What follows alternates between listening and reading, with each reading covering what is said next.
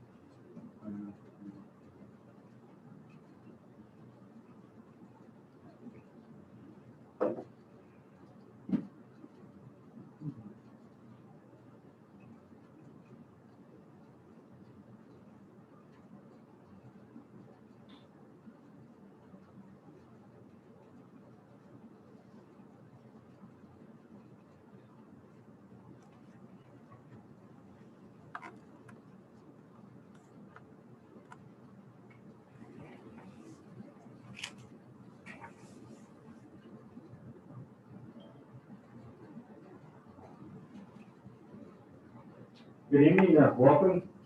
I'd like to call this special council meeting to order at 6:30. All members present, Councilor Chason, Councilor Reese, Councilor Hatfield, and also Mayor Ron Roney is unable to attend tonight and sends his regrets. Is anybody else on the phone? No. Okay. Anybody have disclosure of pecuniary interest? None. You got a motion to approve the agenda? Moved by Councillor Hatfield, seconded by Councillor Reese. Resolved that the agenda for the special meeting of council scheduled for Tuesday, October 27, 2020 be approved as presented.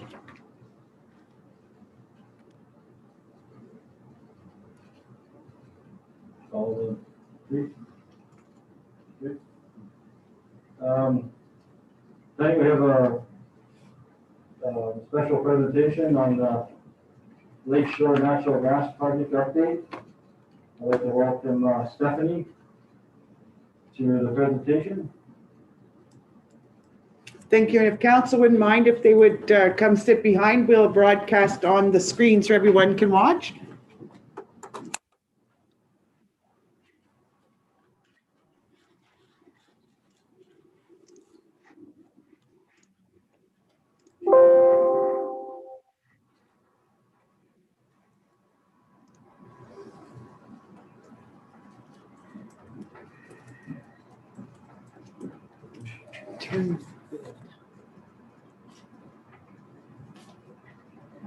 Well, thank you, Stephanie. Please proceed, and I'll upload the presentation if you'd like now. Yes, that'd be great. Thank you. And thank you, Your Worship and members of council, for having me here this evening to bring you some new information and an update on the North Shore Gas Project. My name's Stephanie Ash, and I am the project manager for the North Shore Gas Project. I have been working with this project since the spring of 2019 and have been project managing the project actually for the past 12 months. So I'm really happy to be working for the municipalities and appreciate the opportunity to bring you this update tonight. So I put a few slides together to be able to let you know what's been happening the last few months. And to be able to take any questions that I may be able to answer in light of this presentation. So I'll get right into it. So it is the North Shore Gas Project. So this project, as you all know, is an initiative to bring natural gas services to the North Shore communities of Marathon, Terrace Bay, Scriba, Manitouwadge, and Wawa. And the 5 municipalities are proposing to create an LDC, so a local gas distribution company that we have now formalized as an official corporation and have named Lakeshore Natural Gas. So you'll see that brand on this presentation. And the purpose of Lakeshore Natural Gas is to build and operate local gas infrastructure to supply homes, businesses, institutions, and industrial customers with natural gas services. Based on research that was done for this project and studies that have been done over the years, we anticipate serving approximately 5,600 customers with natural gas services through this project. The numbers show us that the estimated energy cost savings are in excess of $250 million for residents, businesses, and other customers in the North. And of course, there's also the benefit of reducing GHG emissions and bringing a new energy supply to the region that will be more will be better for the environment and help serve our off-pipeline communities. So today, the numbers of the project have changed, of course, as the project gets updated and refined as we move through the estimates and the estimating process and get closer and closer to a shovel-ready project. So today we're estimating that the CapEx of this project is $52 million. And our schedules to date is that we are hoping to be in service, serving the first batch of residential customers in the fall of 2022. So why natural gas? We hear this question sometimes, and of course it's easy to ask that when you live in Southern Ontario and not in Northern Ontario. We know that the high price of energy as people who live and do business and work in the North, heating homes in cold winters that are, extend over long periods of time is an expensive undertaking and does affect our communities' attractiveness as for site selectors when they're looking at the cost of doing business in the North.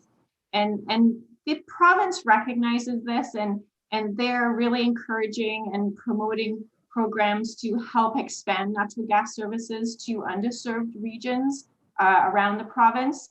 If you look at this quote here from the Ontario Energy Board's website, it's commonly known that natural gas is the most affordable supply. It's more affordable than others of heating, including electricity, oil, or propane. Today, there are about $3.5 million homes and 130,000 businesses in Ontario who use natural gas. And so the government has committed to expanding these gas services to other areas like Northern Ontario, who are currently not served by traditional pipeline services. And so really that affects largely rural communities, of course, our northern municipalities and Indigenous communities. And so they are now developing programs to help bring natural gas to these communities. So our project, of course, is born out of the need to bring more affordable energy to the North.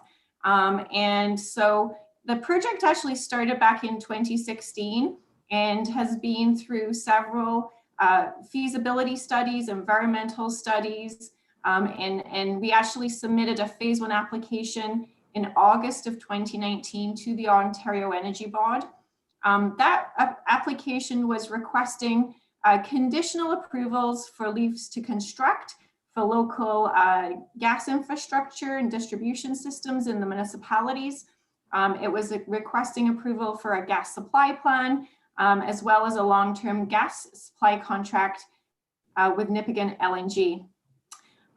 We did go through an intervenor process with that application, which is standard, where we received questions and that we had to respond to, and the public was also invited to submit comments on our application.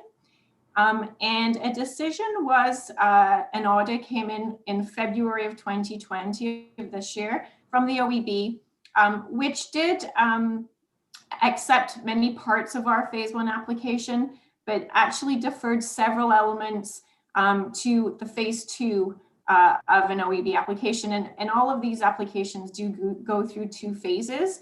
And so they had some questions and some concerns about our phase 1 application that they asked us to study and review further, and asked to postpone some of these conditional approvals until we did some extra and further work.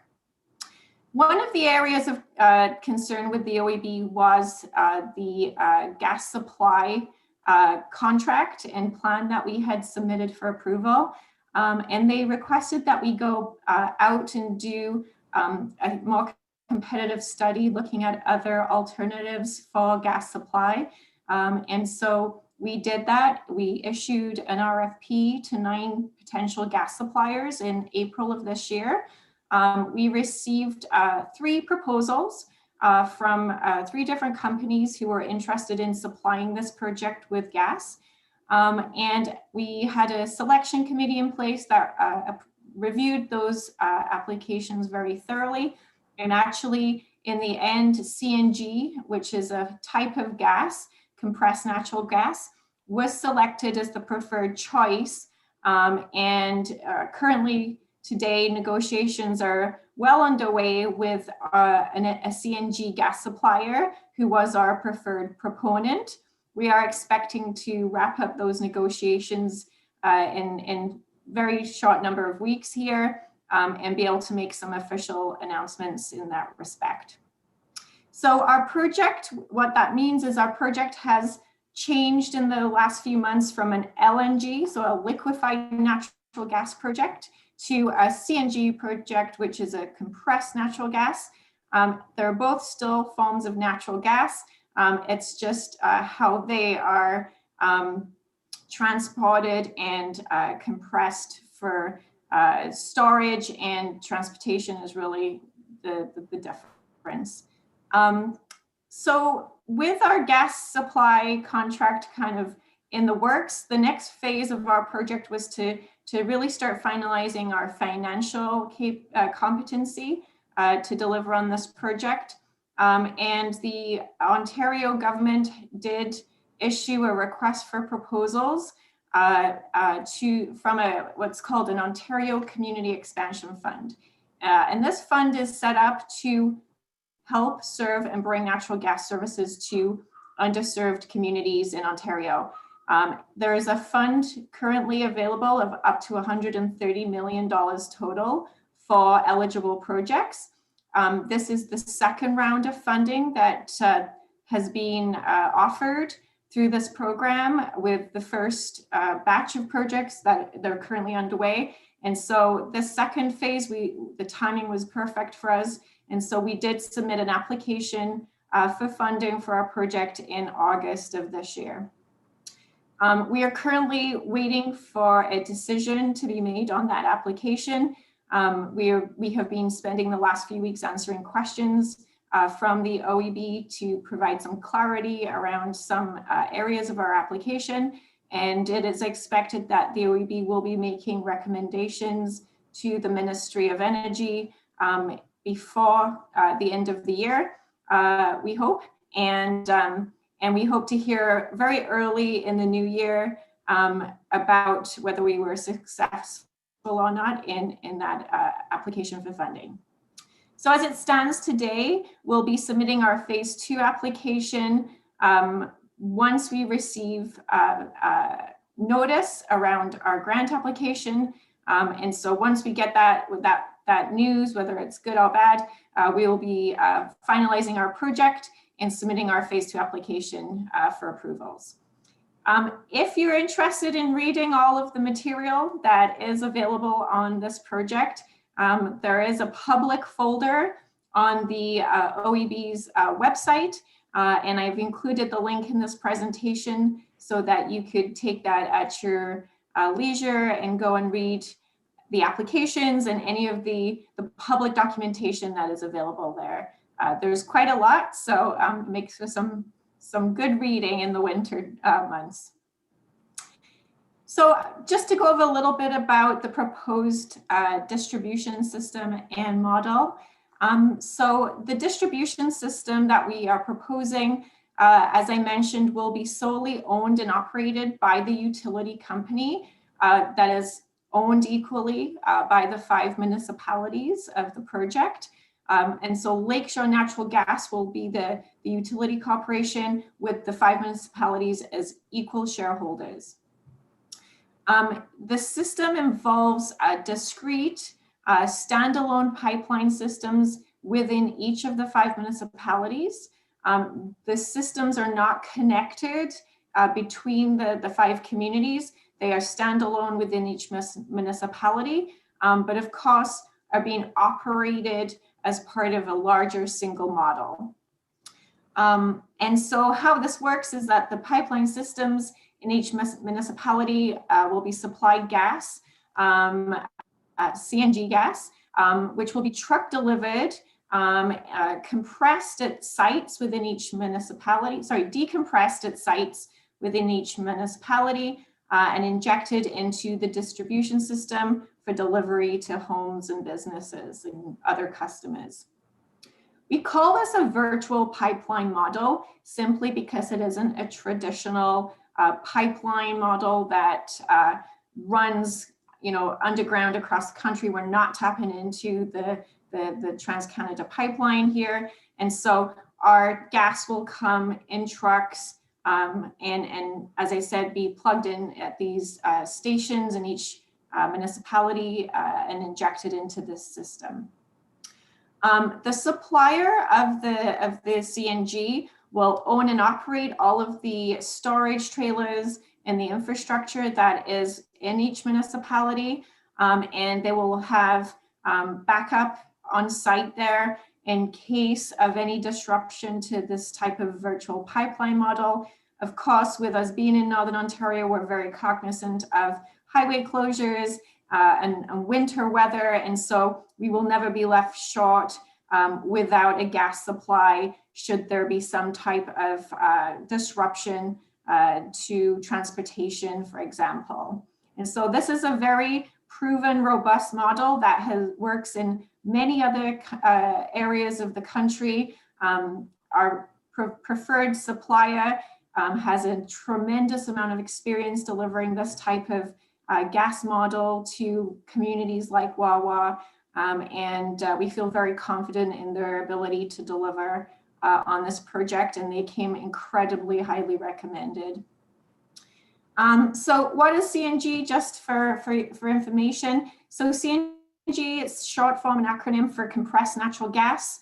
By compressing the gas, it allows it to be transported in a more economical fashion. And of course, larger volumes of the gas can be transported once it's compressed in this manner. And so our supplier does take their gas source from the gas line, and they compress it up to 273 times its original density inside of these trailers. And then it's transported to end users like our municipalities who otherwise would not have access to natural gas services. It's an incredibly great supply and source of energy, as I mentioned before, for the environment, and it does reduce greenhouse gas emissions by more than 20%. I have some great information that I can send to Maury to share with you that has a lot more detail around some of these areas, and I can provide that for you to look at your leisure. And the great thing too, we always have environmental concerns, of course, when we think about transporting of gas. And so CNG is one of the safest and cleanest forms of gas. It remains in its gaseous state during transportation, and it cannot contaminate soil or water. And so all of the environmental reviews on this type of gas are incredibly positive.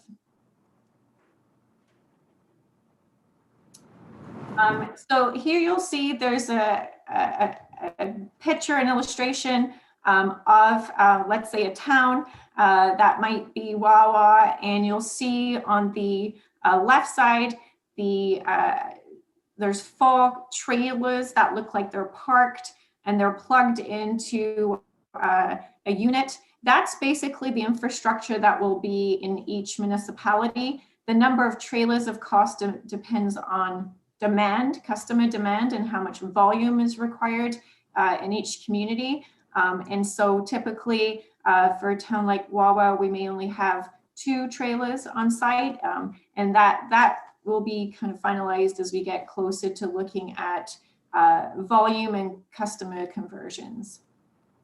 But as I mentioned before, it's an incredibly safe and reliable way to deliver natural gas to multiple users.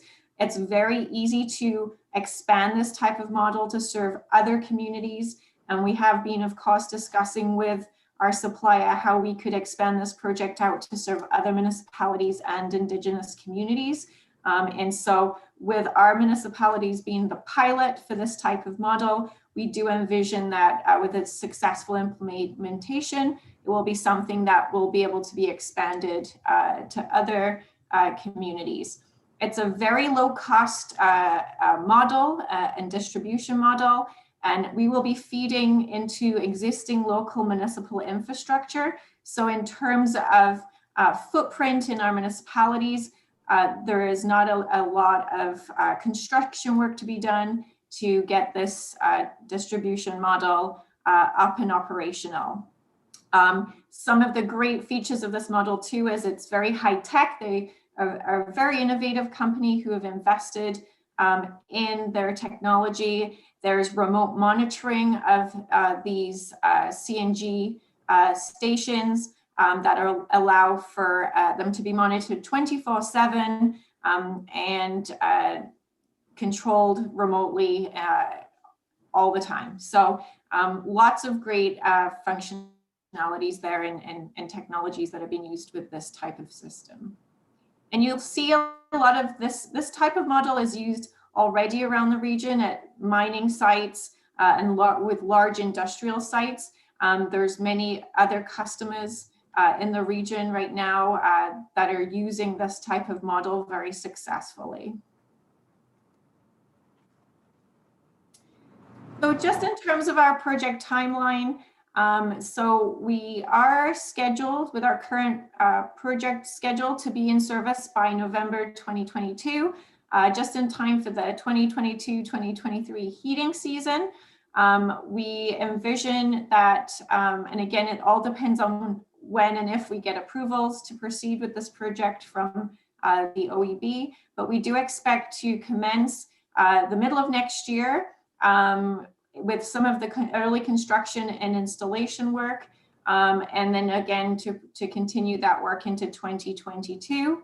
And we will be looking at a model where we may onboard some communities first, and then continue to grow the project out for full distribution system rollout over a 3-year period. In terms of the project financing, I've been asked this a lot when I travel the region, is who's paid for all this work and how are we doing this work? So the 5 municipalities did receive a grant of $3 million from the province of Ontario to develop this project to its shovel-ready stage, which is where we are at today, or pretty close to that. So we have been working with this grant. We've hired an excellent team of proven experts in this sector to advise us on all of the technical, environmental, economic, and financial areas of this project. We continue to consult with Indigenous communities and to work with many stakeholders who are involved in this sector. Our goal is to bring the most innovative, efficient, safe, and cost-effective model for approval.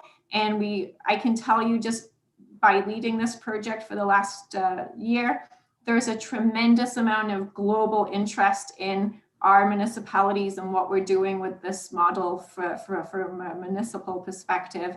And so I think it's really quite exciting. I know even the ministry is excited by this virtual pipeline model that is very unique to Ontario. And we will be really quite state of the art should we be successful and effectively implement this project. So we believe today that this is the only feasible natural gas option for our rural underserved communities. It's been specifically designed to serve the needs of the 5 municipalities for the next 40 years, bringing into account social and economic needs.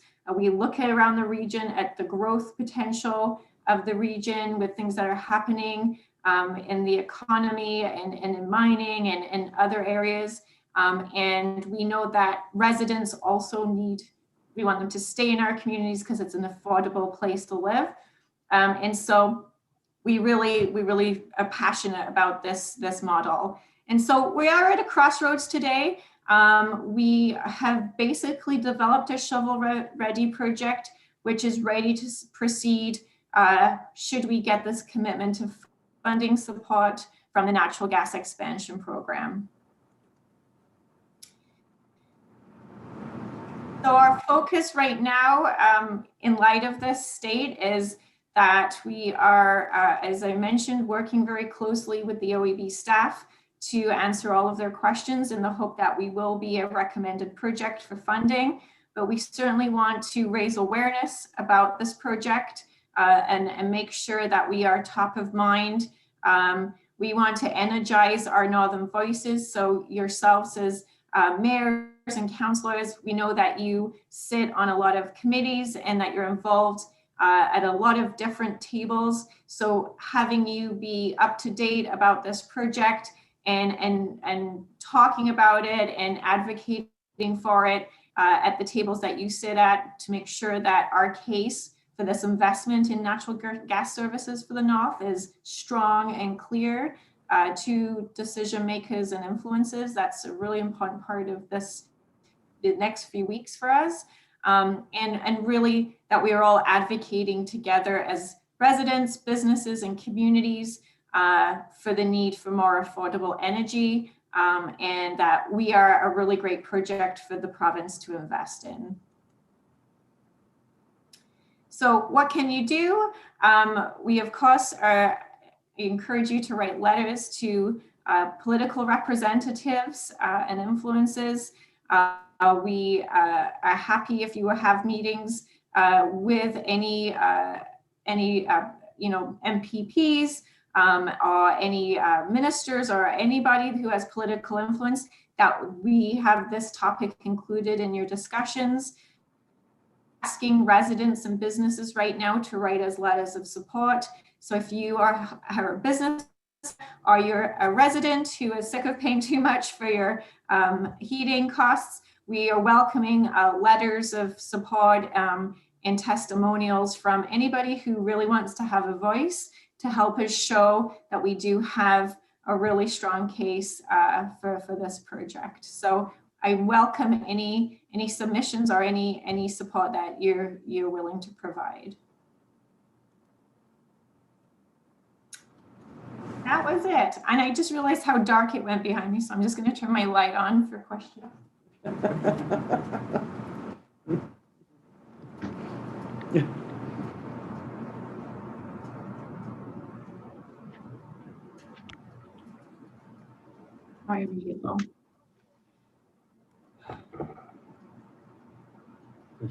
Yeah, so yes. Stephanie, first of all, I'd like to thank you for this presentation.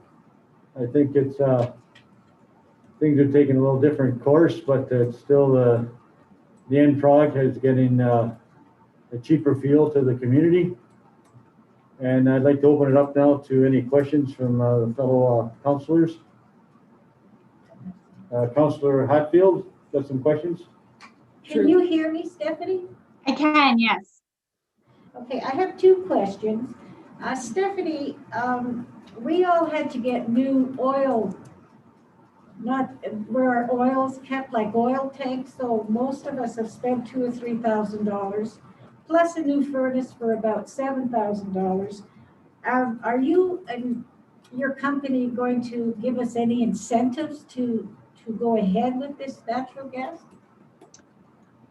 So that's a great question. So one of the things that the utility corporation will look at is, of course, customer conversions is really foundational to our business model. So if we don't have customers convert to natural gas, the project won't achieve its targets. And so yes, there will be, we're looking at a variety of options right now for programs to help people convert to natural gas, as well as incentive programs.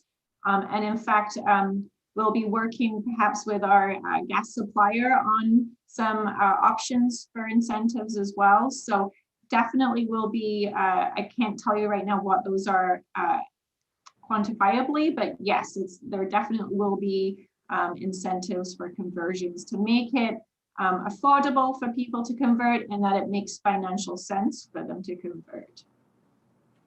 The other question I have is, I'm not quite sure what exactly the federal government is doing, but I know, listening to the states this last couple of weeks, Joe Biden says the states are going to be green by 2040 or something.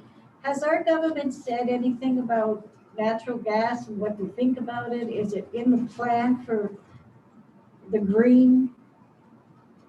So you know what I mean? Like, yeah, and they, so yes, they have, but right now in Ontario, our natural gas and our energy is regulated by the province, and so our municipalities fall under provincial jurisdiction for energy services. So this program that we've applied for is part of the provincial commitment to reduce greenhouse gas emissions, but also to bring more affordable and clean energy to underserved communities. And so, yes, this is absolutely part of a political commitment to move towards more affordable and clean energy supplies. thank you.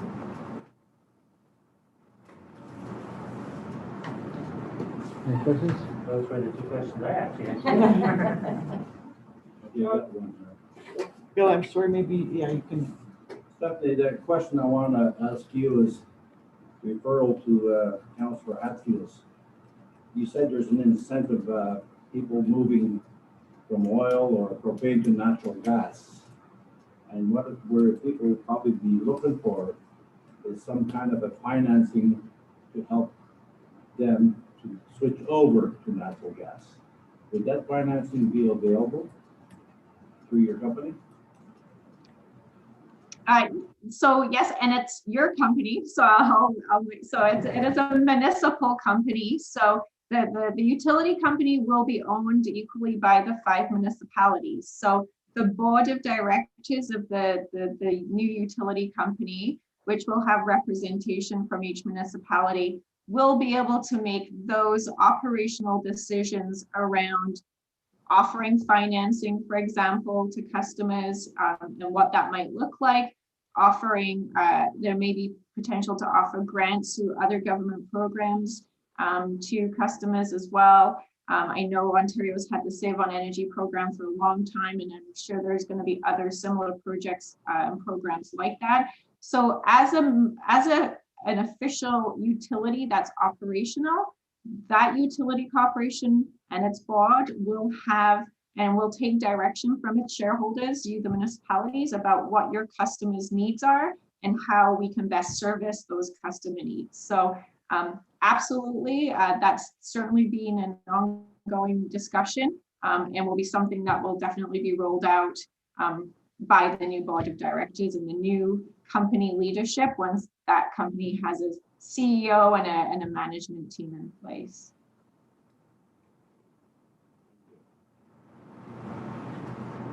I've got one question, Stephanie. Well, it's a big one. We always are looking for the final numbers on this, and when are we going to get a presentation on some financials Like, I mean, you're gonna get it like, we talked about cost effective, cost comparison. And obviously, when you bring something new in, no matter what the product is, you're gonna get competition from the other people as well on the block. So if we can't be competitive or cheaper at the end of the road to deliver this, like, what happens if you run into a roadblock like this? So what I can tell you is that natural gas is proven and evidence to be the cheapest supply of energy above all of other sources, whether it be propane, electricity, whatever, all different options. The thing that will and with the natural gas sector, the rates are controlled and regulated by the Ontario Energy Board. So right now we're working on what those rates might look like. It's also driven by our gas supply contract that we're currently negotiating with our gas supplier. So we have some not broad numbers, but we have numbers that are pretty close to what we think are final, but they're not yet officially contract signed, negotiated. So once, as I mentioned, we're very close to that. And once we have that gas contract completed, we'll be able to then really finalize those numbers. And again, those have to be approved by the Ontario Energy Board as well, and be able to come back to you with the official kind of rates and what those will look like for the next 10 years. So the thing about natural gas rates is that they will be regulated and firm for a long period of time. They won't fluctuate annually like other sources of fuel supply. Thank you. So there's a stability factor there, right, over the long term, which does provide some peace of mind. Other fuel sources, as you know, fluctuate quite greatly and on an annual and even monthly basis, and can vary by community and geography quite drastically. So these will be some really quite firm pricing for the long term. So I do expect to be able to come back to you very shortly with some real solid numbers that I can present. And like I said, we're just having to finalize those contracts before we can do that. Thank you.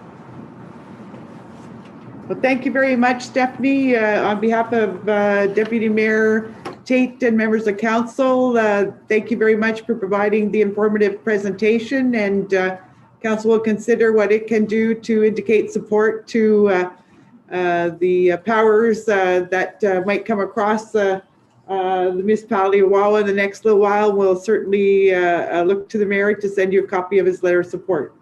Sounds wonderful. And thank you very much. I appreciate your time this evening. And should other questions come up, please feel to send them to me through Mari. And I have a great technical team behind me who can provide answers to all of those more technical questions if you have them. So I'm happy to coordinate that information for you. Thank you. Good night. Okay, now here. Go back up. No, you go back up, I think. Okay. Yes. Thank you for stopping by. Yeah. I don't think I can do it. It seems to be getting stuck. Oh, him again? It's got him already.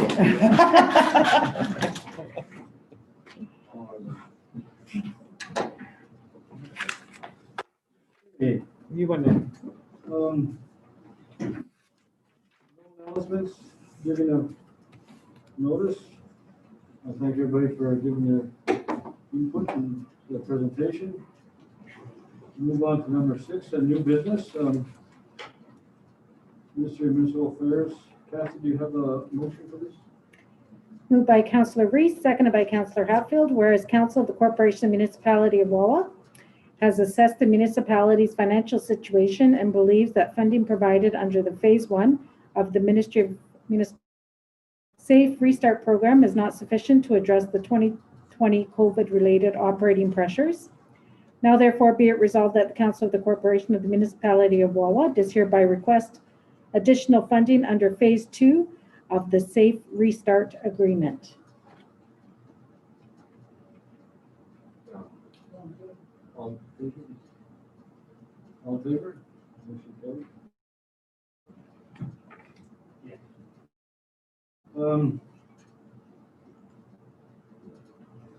Number 8, bylaws. Maury, can you speak to this 8.1? Yes, thank you, Deputy Mayor.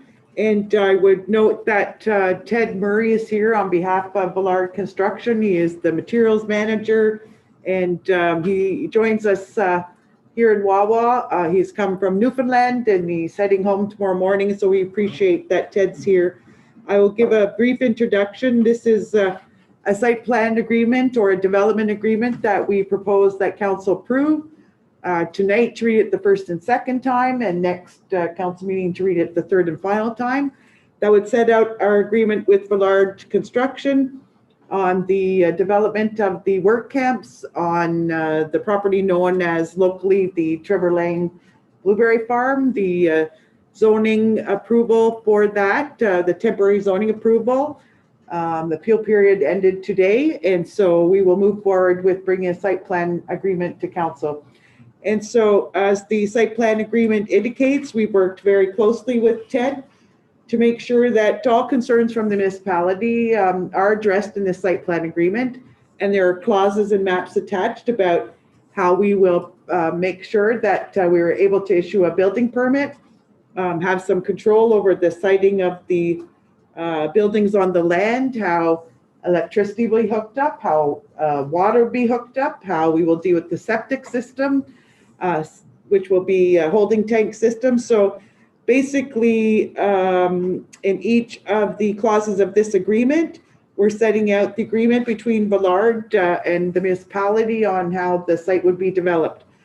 I can't think of anything of note to council if you've had opportunity to read through. I can maybe call upon Ted, Deputy Mayor, if you would allow me, if he wants to add something specific. And sorry, our microphones aren't working, so you have to speak a little loud. Yeah. No, I'm glad, we're glad to be in town. We started off here about 3 years ago, actually. We had the site we want to develop now was the preferred location way back. And with some political influence and maybe some First Nation involvement, we actually left it. And with some fallout and those kind of discussions and things, we come back. So we've always been welcomed here. It's been excellent actually dealing with the people I've dealt with so far. And it's good to see a little town that wants some business. I think that's the best way to sum it up. My experiences in Ontario to date, there's probably half that love us, want us to do business, the other half is almost like they don't want you in town and make it so difficult to work together. So WAWA has been very good, and I've done a lot of work with Maury, and we won't have any issues going forward. It's a nice economic boom for your little town. You know, everybody will have a little bit to share, you know, the small business. There's gonna be, when the full camp's there's 204 men or women, ladies. We're not allowed to say man anymore, so it's workers. I said man the last time. Yeah, I actually got, I offended some First Nation discussions because I've been saying for 30 years, man camps, 250 man camp. You know, I actually offended them by using the word man. So I actually pretty good at saying worker now. I even write it now. You know, I'm used to doing it now. So yeah, it's a nice setup. You have, like I said, nice economic spin-off. I got people trying to get in the camps and Nippigan and Marathon, and they're full, so we're renting hotel rooms. So we do like to do that with the communities we're in. So I think the, the small stores, I've already hooked up Canadian Tire, and I've already hooked up Home Hardware, and I've hooked up Monty for looking at some things for, he has license for installing septics and things like that. So yeah, we share the wealth a little bit. It is very good, I think, for your town itself, for helping pay for some things. So especially I think the septic one, the water stuff is good. It does work out well. Anything at all, I get a red line to the brass, just like Batman. So, yeah, anything at all, get any uses with us, anything that's not up to snuff, or something that don't seem right in town later on, or whatever, you reach out to me, and if I can't solve it, it'll be solved pretty quick, so we'll reach out to the top. And, open, I can be reached anytime. So I do travel back and forth to Newfoundland. And my phone and my laptop work just as well in Newfoundland as they do here. So I actually work a lot from my home instead of being on site, really since the COVID started. But so I came up here a couple weeks ago to make sure we get to this point that we can actually say that we're good to go.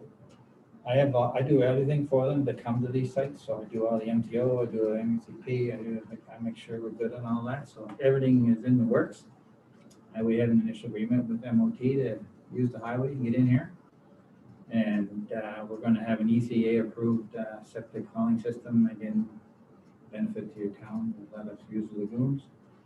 And the rest of it, propane is TSSA approved. We are a TSSA person. I have a license as such, but we still get our own stuff inspected by Superior Propane. We're partners for that. We will have a fuel station over there, supplied by Master Lengigo. I can't even say their name. Central over the Thunder Bay. They provide them big white, you know what I mean, the base proper tanks are all totally legal. They're responsible for all the relocation certificates, the GOS, whatever. We'd like to go local, but when you get 80 pickups at 7 o'clock in the morning looking for gas and diesel and trucks, we actually get very many complaints from communities when we use their gas stations. Actually, Mr. Davis, that's the one over here, he actually can supply us volume, but they can't supply us the logistics. It's impossible for these small towns, so we will actually put in a gas one and a diesel one. They have their own pumps, just like a gas station, only we're not allowed to sell it to nobody else, only valid. If not, we become a gas station, and it's a big lot of rules. So, yeah. Like I said, we're here and we're looking forward to this. There's big pressure on everybody to get this done. We need it in here bad. So, yeah, I actually heard today, want the whole camp done, built, ready to go in December. That's a pretty lofty goal, but you need to push, you push to do your best. So we offered up a kitchen and some dorms to start. They figured they should have it all. So we'll see what happens. Once we start, it'll go fast. You got a lot of workforce from Newfoundland? Yeah, they came to Newfoundland 6-7 years ago, 8 years ago now, and they did the Muskrat Falls line. Ballard won that project. So it's 2,400 kilometers of line, double line, half it. And so they actually there was 1,150 staff from in Ballard on that project. 850 came from Newfoundland.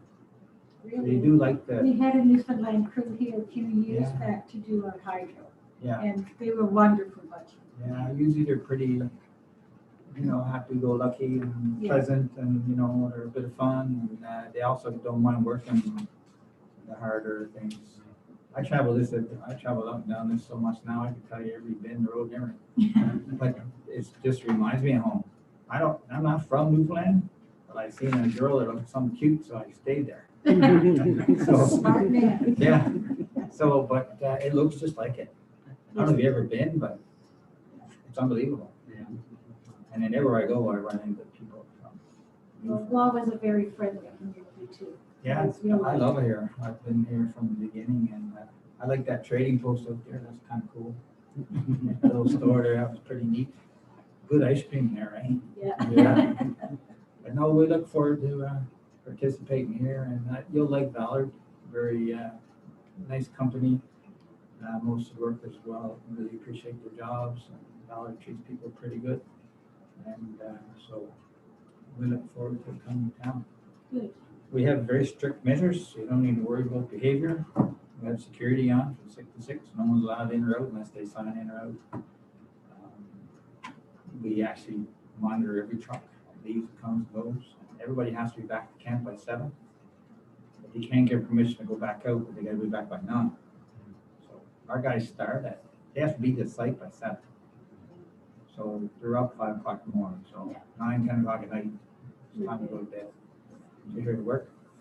Do they work, what's their schedule, 7 to 7 or 7? Day starts, they do 11-hour days normally. And so that it's a 12-hour time frame because they do their break and their half-hour for lunch. Now what But a about, lot of these crews might work 12, 13. oh, really? We establish these camps because we do them so in a 100-kilometer radius, so guys are only driving 50 each way. Over time, for this kind of project with a big load of staff, in 2 weeks would pay for this camp. Really? You get 1,100 people getting overtime to drive 200 kilometers. You're paying a lot of money. You're not getting any productivity. So we actually build them so we eliminate this big long drives. So we did we're in Nipigon. We're actually on the Red Rock Indian Band. We got a kind of joint thing there. We're on provincial land and Red Rock land. But the way I made that work. And then we have I call it the model one. The big one's at Marathon. All the head offices, everything's it's in the middle between Clemens Bay and we had so many delays with learning the rules up here and some of the permitting issues, environment issues. Hydro One actually challenged it in court, took a year. Yeah, I remember that. The COVID. So our laydown operation is only at the Marathon. Because of the delays, we had to do logistics and make it work. So all the big trucks, all the metal comes out of Marathon and gets spread. It's normally that wouldn't happen. So we got 12 acres over there. We only need 5 for the camp. The other 7 was supposed to be for a lay down there. But we'll just use it for a storage yard. We'll park a couple trailers in there and the men can grab their trailers and go to work.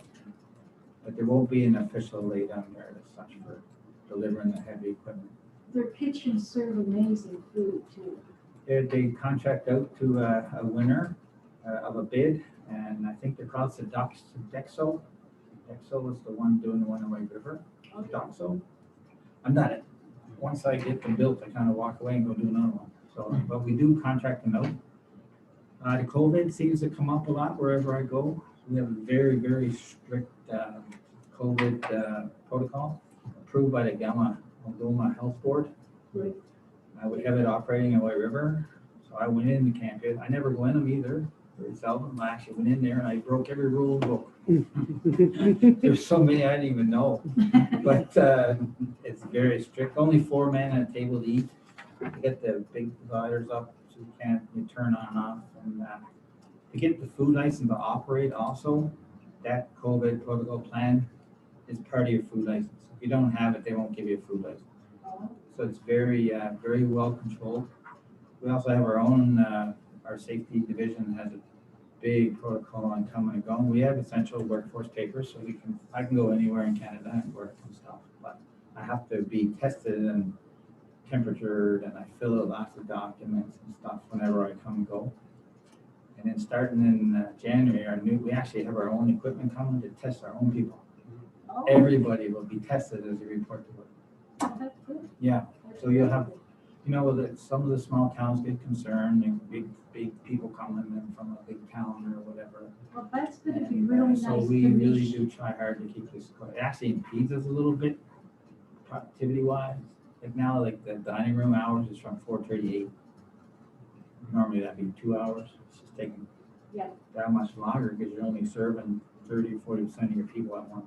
It's taking much longer to do things. Could I share that with people involved that are concerned? Yes, and I'm gonna get I've reached out to my camp. There's a camp operations guy that actually runs the camps, how it's cooked, how they're cleaned, and all good things. I've actually reached out to him today. He's back on his return, and I asked him for a copy. They give tomorrow, so you guys can read it, share it. If you want. That'd be great. Very strict COVID-19. It's a big deal right now. And very strict behavior on, you get 204 men in a camp. You just can't have the misbehaving. I've been doing this for 8 years. I'm on my 40th camp. Oh. And I've had 2 complaints from Really? municipalities there. And one was for the way we parked, and one was for the way we sped. And you don't have to worry about that around here. I never seen so many policemen in my life. The stretch from here to Thunder Bay is amazing. It's just everywhere. So I came here, I was here by myself for probably a year, no even. I just floated around, did my thing, tried to keep a low profile. I couldn't believe all the police presence. So then the safety people started coming out to our road, you better slow down. I couldn't believe the speed so well enforced. So I don't think we need to worry about that part of it here. And that's all we've had that we've been involved in, right? That's really good. Normally our camps are out in the middle of nowhere. Mhm. We still follow all the codes. We do everything correct. And once we're open, you're more than welcome to come visit it. Prime rib night would be a good time to Barred visit. off, or they won't be able to do that because of the COVID, but if it ever changes, we would have actually invited you people to come. We'd invite Kevin's bunch, the fire people and police chief. I haven't seen the policeman already. We would normally have it do like that some evening if you know, but with the COVID stuff and all out, we actually can't have a gathering as such, right? No. So, but, we do usually reach out to the community, but definitely by Kevin and his fire people to see what these are like. If you ever travel and you want to see one, like, I recommend you go in the marathon. If you're ever in there, you let me know and I'll get you in there. You just see how we do things. Camps are barred off. Once they're built, no one can drive in there. Yeah. And everything's on walkways. You're not allowed to go off the walkways. Walkways. And everything we do is above ground. We don't disturb the ground whatsoever. Well, maybe by the time you guys are wrapping up Yeah. and COVID could be over, we could get a sneak We'll get peek. that vaccine you're talking about today. Yeah. Yeah. But normally we would have people come and see them and, like I said, they're very well run, they're very well built. And when they put Ted on this, like, my name is on all this stuff. What's your last name, Tim? Murray. Murray. You're only good as your word and your name, and Yeah. I make sure they're done to code. Well, I To be right. appreciate everything you've told us We'll tonight. have a nice setup over there. And it's far enough away that nobody's really gonna be staggering off the bar or doing anything they should be doing, because they never get back. And, but yet it's nice and close to people to take advantage of your business community. Awesome. Yeah. Any other questions? No, Bill has a question. How much local people do you expect? That I don't know, like, what we have to do, it's part of a union contract. There's a union contract on this position, this job. There's also a First Nation content. So there is a percentage, I don't get involved too much of it, but I can provide it. There is a percentage of workers that have to have a First Nation background. We deal with Supercom. And then there is a First Nation, union, custody. But anything that Ballard needs for a job has to be posted with them. They do the posting. You can get a need to go in and look at them, so anybody can come on. The camps themselves are run by a company, I think Sodexo is their name. They would look for the camp people, maybe a couple other people like the cook or cleaner, maintenance person, that kind of thing. Also, they do put out like they need a lot of people to assemble these towers, they need people to erect the towers, a lot of guys that are, door guy, we love cold weather. Ballard as a company loves cold weather. We don't need a lot of snow, but we need lots of cold. When it's cold, we can go. well, you got it.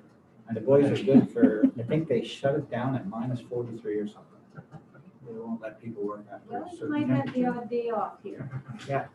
We just did Labrador, we've done top of Alberta, Labrador, 30, 40 feet of snow. And -38, and you get 30 centimeters of snow. So we've just come out of there, we did some big camps up there. Normally we're in the middle of nowhere. We're providing our own power, our own septic fields, all that good stuff, so, yeah. Well, on behalf of, We can, I'm just gonna ask you one more. I'm gonna provide that to Maury, I'll get the actual site and the detail, and I'll provide it. I do have it wrote down, but it's in my other book. No, just want to know if there's Yeah. an opportunity for them to. Yeah. to go. But the question that I had was this, you said you get fuels from your own company, or Well, we but you We did fuel talk with ourselves. Mr. Davis, and use, he was happy with that. pardon me? Mr. Davison was happy with the rate. He also, the other problem we have, you need these tanks. Yeah. Big holding tanks. Mr. Davidson doesn't offer them. Fuel companies offer them for free. There's no rent involved. But the deal is you buy the fuel. He was met a long time ago. I met him probably the first year I met here. He actually put me on to Trevor way back. Yeah. To go to look at that area. So he was told what we do. I do that every time I go in and see them and ask him. He was the only, he does have tanks on. He doesn't do the tanks and deliver fuel to supply that kind of. Good, and, well, welcome you to town on behalf of the municipality, and, I think it's gonna help our little town out economically wise, and, looking forward to seeing these camps, You'll see a lot of activity next month or two. There'll be a lot of transport trucks bringing in these camps and stuff. So you'll see stuff. And once they land on site, it goes very well. we got We put one in White River, 176 man camp. We started on 13th August. It's been open for at least a month, maybe longer. So, yeah, it's not quite as expensive as this one, but we had to really cut back that one. We had to move somewhere else at the very time. But we did that since August 13th, and it's been open probably at least a month. We can make it happen very quick. Very good. Kathy, can you read the? Moved by Councillor Reese, seconded by Councillor Hatfield, resolved that the following bylaw be introduced and read a first and second time, and that the deputy mayor and clerk do sign and seal the same. Bylaw number 3350-20, to enter into an agreement with Villard Construction Limited, agent, Level Plains Enterprise, Inc., respecting the site control area for the construction of temporary housing units. All in favor? Motion carried. Closed session is none. Kathy, you guys do the motion to adjourn the meeting at 7:31 on this? Moved by Councillor Hatfield, resolved that the meeting close at 7:31 p.m. Oh, Tim's pretty cool. I'll close the meeting now.